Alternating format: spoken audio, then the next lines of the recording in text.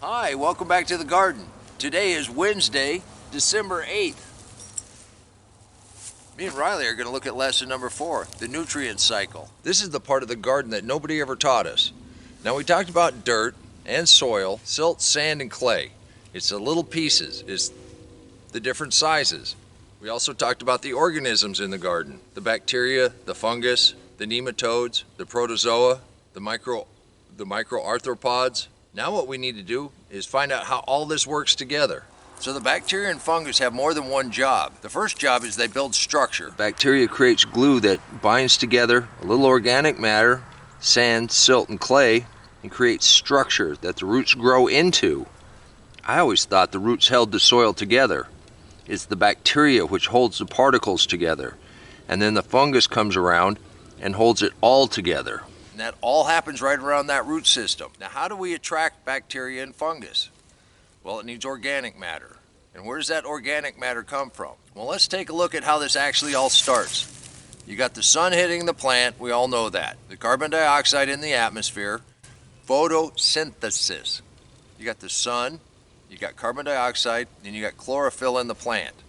The reaction is the plant takes the carbon dioxide and makes long carbon chains. This makes sugar. So your plant actually makes sugar. So how do you attract bacteria and fungus? The plant has to produce exudates. And all that means is it's what they put off. And they mostly put off sugar, a little protein, a little carbohydrate. But they have to go down to the roots. So how do plants actually attract the bacteria and the fungus? Well, they're producing a bunch of sugar, a little protein. Wait, in your kitchen, if you put sugar, white sugar in a bowl, some protein, what would that be? A little milk, a little eggs, a little butter, and a little carbohydrate, flour. So what are they actually making? So they're making cookies. They're making cakes and cookies, but they really are. They're producing sugars and proteins and little carbohydrates to attract the bacteria. Now the plant creates different kinds of sugars to attract different kinds of bacteria and different kinds of funguses. But the plant can't live on sugar alone. So where does the plant get its nutrients? It's from the soil, or from the dirt, or from the little particles, the sand, the silt, the clay, the pebbles.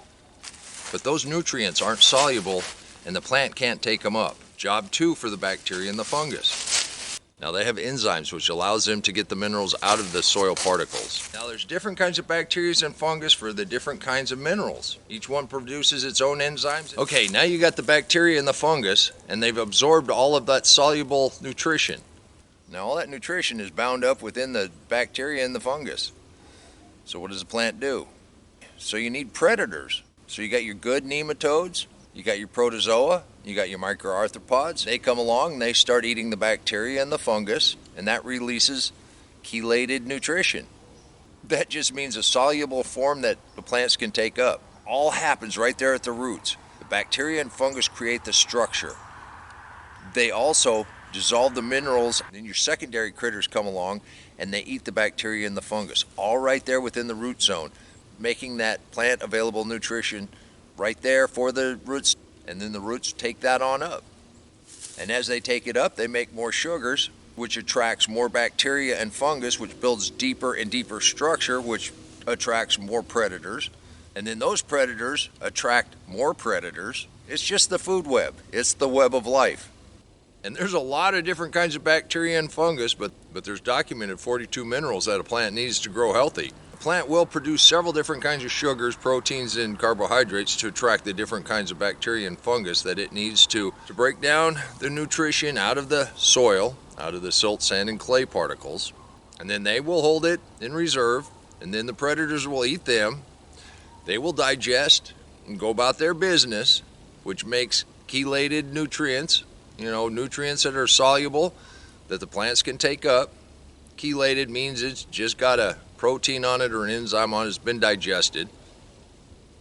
I'm simplifying this quite a little bit, but that is the nutrition cycle. You don't need to put fertilizer down. You just need to have the right life in your soil. Now remember, that structure allows air and water to get down into your soil, in around those roots and in around that bacteria and fungus. You want to have aerobic. That's the good bacteria and the good fungus. Now when you till it, yes, you fluff it up, but right underneath the tines of that tiller, you've got a compaction layer. So your roots will only go down that far. You can have the life in that area, but once it hits that compaction layer, then that's anaerobic, and it's the other set of bacteria and fungus that live there. And it takes a long time for the good guys to break through that compaction layer. So your roots are only about this deep. We'll talk more about compaction in a future episode. We'll also talk a lot more about anaerobic and aerobic in a future episode. I hope you come by and join me for those. We had a couple cold days.